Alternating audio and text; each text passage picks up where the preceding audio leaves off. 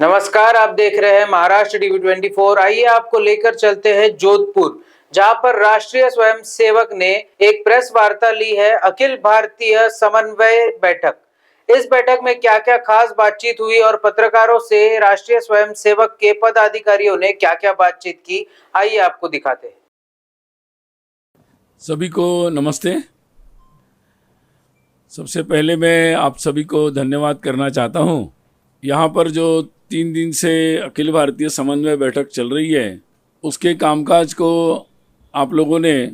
अपने अपने प्रचार माध्यमों के द्वारा समाज के सभी लोगों तक पहुँचाने का अच्छा कार्य किया है और आपका ये सहयोग जो संघ को प्राप्त हुआ है, उसके लिए मैं आप सभी को धन्यवाद देता हूँ। 3 दिन पूर्व ये बैठक जब प्रारंभ हुई, तब से लेकर 3 दिनों तक लगातार विविध संगठन के जो कार्यकर्ता यहाँ पर आए हैं, उनके राष्ट्रीय अध्यक्ष, संगठन मंत्री, सभी प्रमुख लोग आए हैं। उन्होंने विभिन्न विषयों पर यहाँ पर चर्चा की और आज परम पूजनीय सरसंघ चालक जी के समारोपीय उद्बोधन से ये बैठक आज शाम को समाप्त होगी। बैठक में कल राजस्थान के सुप्रसिद्ध लोक गायक पद्मश्री अनवर खान जी, उनका भी बैठक में आगमन हुआ था और बैठक में उपस्थित सभी के सामने उन्होंने अपने लोकगीत और भजनों को प्रस्तुत किया और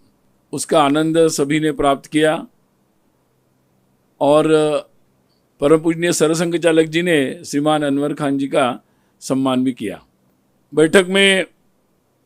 सभी संगठन के कार्यकर्ताओं ने अपने अपने अनुभव, अपने अपने क्षेत्र में उनको जो ऑब्जर्वेशंस है, उनका जो आकलन है, उसके बारे में भी यहाँ सबके सामने प्रस्तुति की है। और इस कारण से देश समाज की परिस्थिति के बारे में विविध संगठन जो अपने अपने दृष्टि से कार्य करते रहते हैं, उन सभी के अभिमत यहाँ पर आए और उससे स्वाभाविक ही सभी लोगों को देश समाज की परिस्थिति को और अच्छे से समझने का अवसर प्राप्त हुआ है। या देश भर में महिलाओं के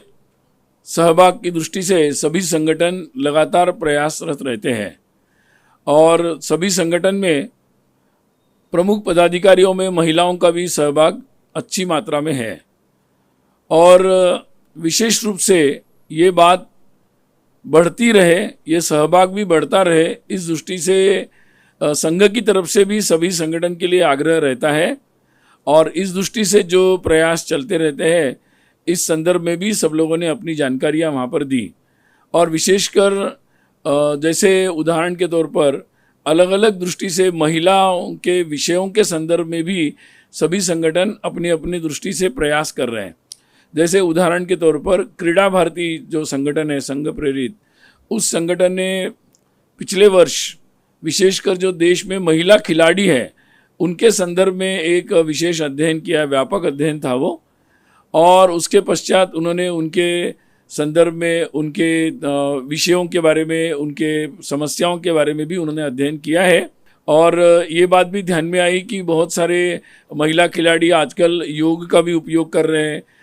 ध्यान मेडिटेशन का भी उपयोग कर रहे हैं और अलग अलग लोगों ने अपनी समस्याओं के बारे में भी उनको अवगत कराया, जिसके बारे में क्रीड़ा भारती के कार्यकर्ता उस समस्याओं के समाधान के लिए आगे भी काम करेंगे।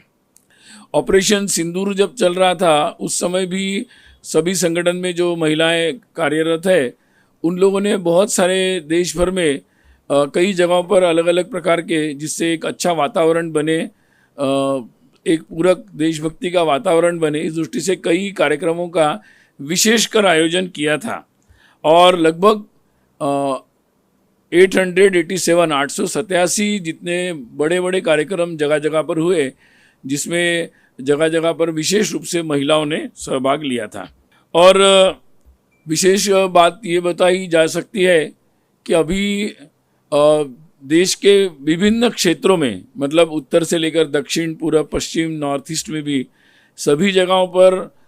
इन सारे संगठनों में महिलाओं का सहभाग जो है नित्य रूप से बढ़ता जा रहा है।